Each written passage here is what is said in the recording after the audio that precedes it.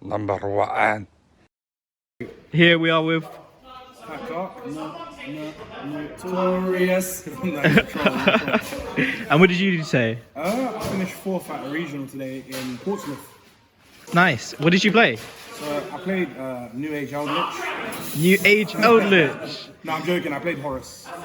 Yeah, it was interesting. Really fun deck. I would honestly say it was really it caught people off guard all day. Yeah, good meta, cool. Okay, let's see it. Free Metaseta. There's just no reason to not play free. Such a broken Don't card. even need to talk about it. Be on the ban list one day. Do you know what? Really? It will be on the ban Nah, list one I day. think that's fair. One Dune Effect, one Earth guy, I can't remember his name. Happy, the only one I can actually pronounce. Yeah. Yeah, the reason why you play one of each is because they're all just like not great on their own, but paired with other cards, they're pretty decent.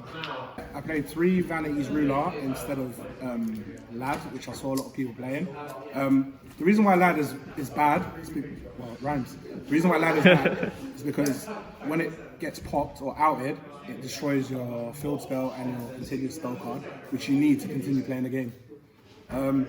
Another card that's a bit of a hate card is Vanity's Fiend as well. So we went in with just maximum floodgates, but floodgates on legs. I mean, it just seemed better than floodgates in the back row. So you're telling me the ban list did nothing? The ban list did nothing. You know, this is a relic in time for a lot of the old players. I can imagine someone's probably going to be creaming later. The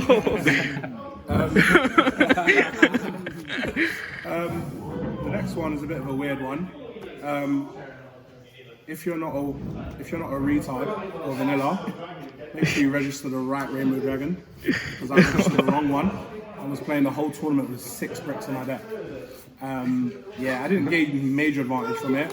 It wasn't anything to worry about, but that's just a disclaimer that I'm not a cheater. I just Crazy. I mean, the other one was more unplayable, so you actually hindered yourself. yeah, literally. That's give him a chance, bro. Yeah, literally. Yeah, I had to just pull up and just say, hey man, let's give everyone a chance. So moving on from these bad boys, we're on to spells now. Sorry. Hey. Move. 3 King Sark, no explanation. You need it, deck operates with it, you need it. Some situations are better when you hard draw this over actually searching for Metaseta for it, because then you're already just winning. The opponent doesn't want to ash it, they don't want to do anything to it. Play Ghost Dagger, guys. Free to field spell, also just helps you just start the game, puts back your brick when you need it to, and it just like progresses the game for consistency. One of these, because it hard tributes for these bad boys, you know, so we just don't want our opponent to play the game. Yeah, and you just get to keep so many bodies on your board, and they just can't deal with all of them. Do you know what? People walking past my table like, yeah, what year are we in? The fear that you put in people's hearts. No terraforming. I know it seems weird. The one mausoleum, yeah. The one mausoleum. We got a terraforming. Yeah, there's a We terraforming. got a terraforming. Next card, Desires. So this morning, this was actually part of Prosperity, but shout out to Nugs. He was like, dude, what are you doing? These cards conflict. He rapped me like 10-0 on the train on the way here. I rapped him again this morning if I played him. Nah, Lucky. come on, man. Who makes D-Fissure and flipping Fenrir deck? I'm saying, fam. So yeah, Mausoleum, normal Vanity. he's a troll, this guy. D-Fissure. So yeah, next card, Foolish Burial Goods. This is to send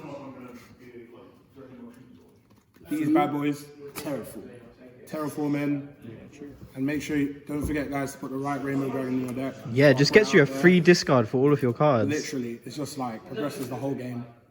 Cool buy. I wasn't playing this card initially, but my friend Jovan, shout him out, was like, hey dude, your deck just hard loses to draw and Ash, so play that card. Another card we went in with was Dark Ruler No More, and Evenly, because we just wanted to just like have an answer go in second. We just wanted to have an answer going second. But if we draw it down first, we just discard it and just continue. My favourite cards in the deck, there's only 7 of them. 3 Skill Drain, 3 Summon Limit, and 1 Tikadu. I wish this card was at 3 because it would have been a lot more devastating for my opponents today. So yeah, that's the main deck. It's 42 cards. You're probably thinking, 42? I was lazy to, you know, cut something. I mean, you run some bricks, so it's fair enough as well. 42 could be a little bit more consistent. Desire to banish your Horus name. I only banished 2 Metaseta, like I was already winning it. Metaseta is fine, right? Yeah.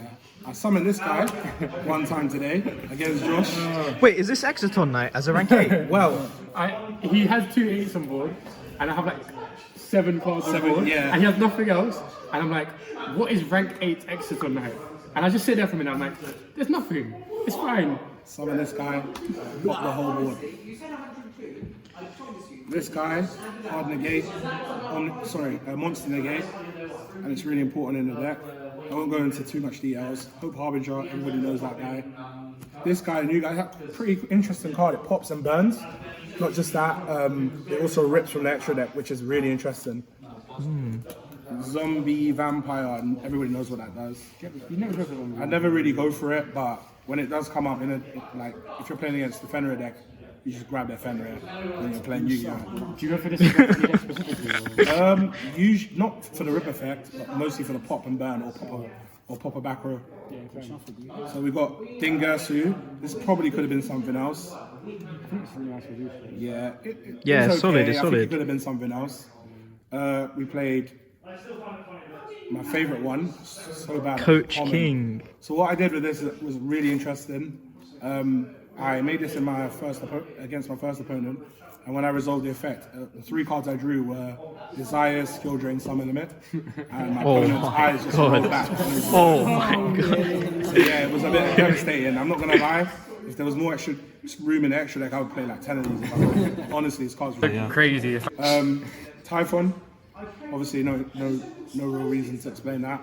Zeus, very interesting card. You can make like a 4 material Zeus if you're feeling really, bougie. These cards need some work. The Nightmares, I put them in because I thought, I just need something generic. Maybe I can just start running away with the game. It was really lazy. There was no theory behind these cards. But my man over here said, hey man, what about Selene Access? So that might be a new feature. One of these, this is just to jack someone's SP Little Knight.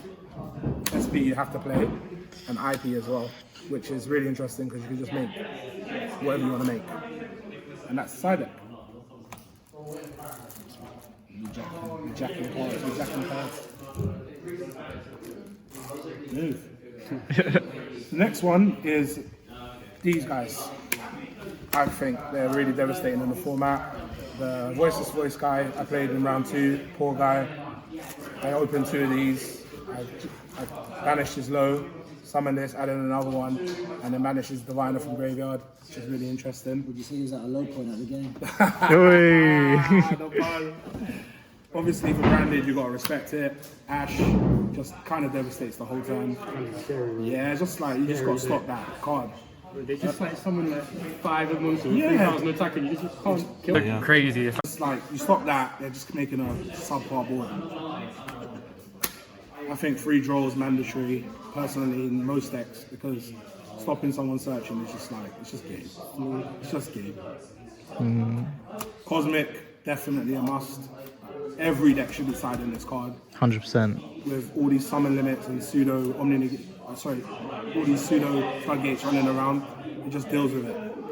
And then I was lazy. It was going to be Panko, but we went with Lightning Storm instead, because it just takes out a board, to take out a back row.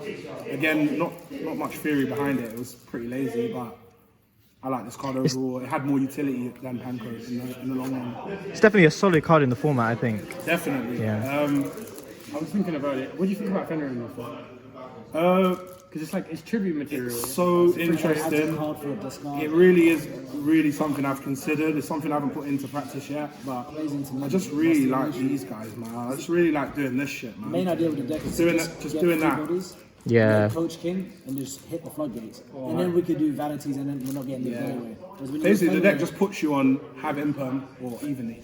And otherwise it's game. It was insane today. I saw him playing against like pure Snake Eye, and he just like activates King Sark, summons like 4 guys.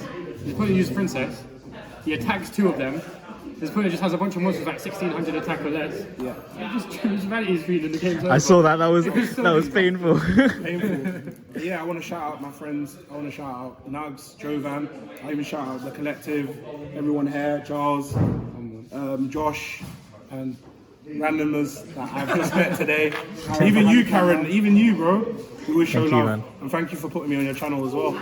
I appreciate it. Of course.